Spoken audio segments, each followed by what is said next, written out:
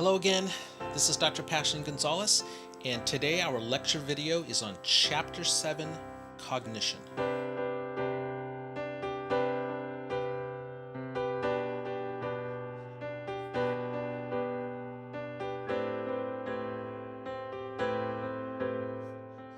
There's a lot of information in this chapter, and some of the key terms that I want you to be familiar with are this: the difference between concepts and prototypes. Make sure that you can differentiate that.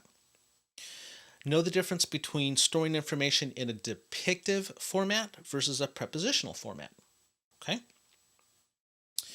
Understand some of the different types of decision making, including problem solving. And one of the things that I thought was particularly interesting is the difference between an algorithm and a heuristic, right? So an algorithm is the idea that it will work. If you give somebody enough time, it will always come up with the right answer. That's an algorithm. Like in math, if you know the steps to calculate any two numbers, you can calculate anything as long as you give the person enough time and maybe pencil and paper. That's an algorithm. Now, a heuristic is different, and it's very interesting. In fact, we're going to spend much of our lecture talking about heuristics and some of the cognitive biases that occur because of the heuristics we use. So be sure you're very clear about a good definition for that. Also, in section 7.13, I like the discussion about the relationship between language and thought, right? Piaget and Vygotsky. Spend a little more time in that section and look at it closely, because I think it raises really interesting philosophical questions, right? About what factors really shape how we think. And language seems to be one of those big factors.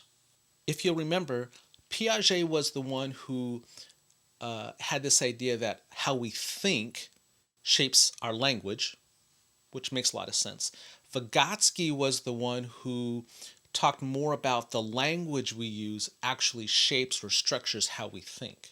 That particular question is interesting to me because as a psychologist, when someone comes to talk to me in therapy, I'm paying a lot of attention to the words they use, the kinds of language that they use, because it'll give you a lot of insight about their beliefs, how they think about themselves, how they think about other people, how they see the world. And at the same time, I like to pay attention to that language because when we're talking about changes that a person can make in their life, one of the fundamental things we do to change how people think is to get them to change how they talk, change the language they use, because that's going to have a profound impact on how we think, how we feel, and how we even see the world differently. Coming back around to heuristics, in the very beginning of the book, Daniel Kahneman and his book Thinking Fast and Slow was mentioned for just a couple of lines in the book, and it's too bad because this book absolutely rocked my world when I first read it maybe 6 or 7 years ago. And for me, it really was life-changing. And apparently, I'm not the only one who really resonated with his ideas, because he actually won the Nobel Prize for his work as a psychologist and an economist that are highlighted in his book, Thinking Fast and Slow. So it's Daniel Kahneman, Thinking Fast and Slow. It's a fabulous, fabulous read. If you've ever heard of the term behavioral economics, it actually stems from his work.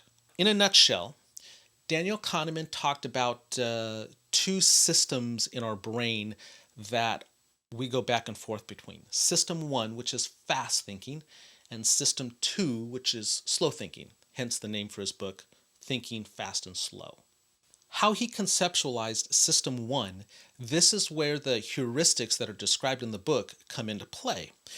It is the system that makes quick assessments based on past experiences that are designed to help us make the best guesses most of the time. I think about this as if you're golfing, right? You want to get the golf ball on the green in as few strokes as possible. That's what heuristics are designed to do. They're good guesses that will get us close to the answer, even if they're not a hole in one.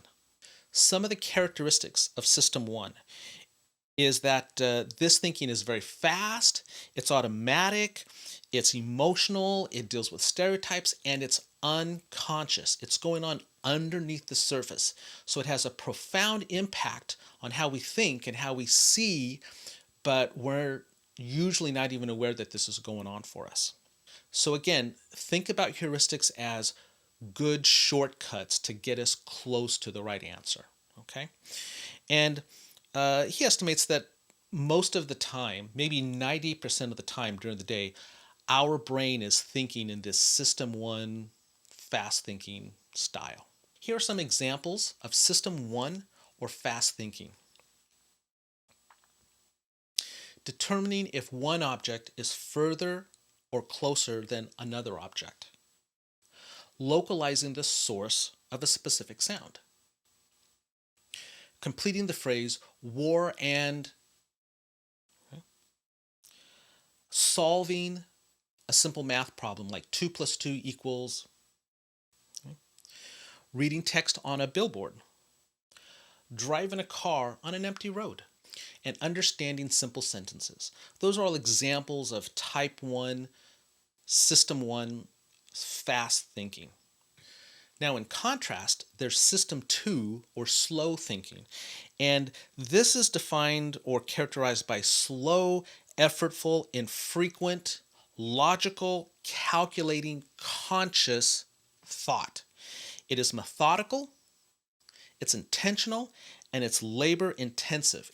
It's how we consciously work through problems.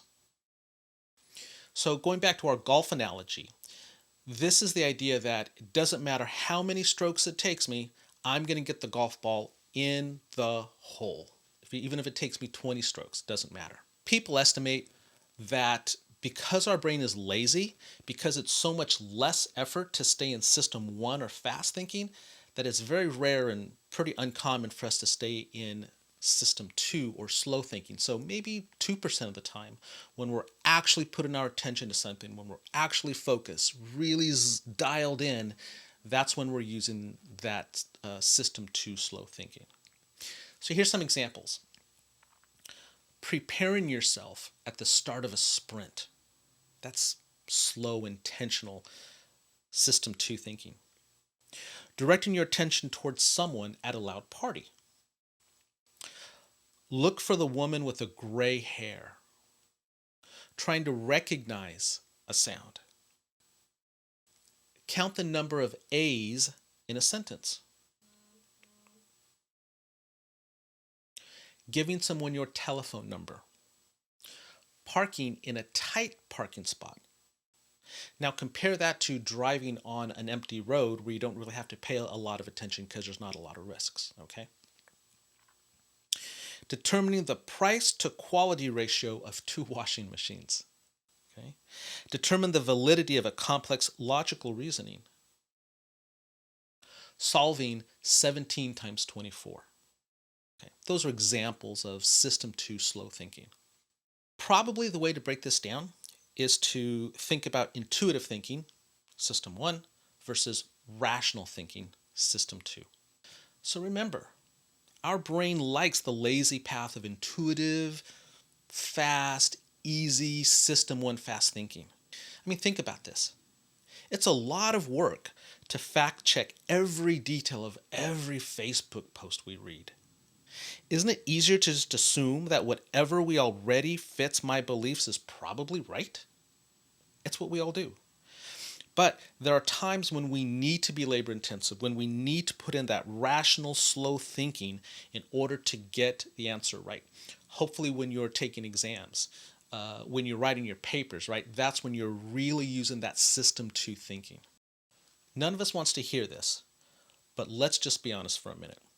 When it comes to very emotionally important issues like politics, religion, loyalties to our country or to our culture, the heuristics is one of the reasons why it's very difficult to shake someone's fundamental beliefs about something, even when the evidence, quote unquote, is perfectly clear and obvious to us. We're sitting here on the outside going, my gosh, how could you not see what's right in front of your face?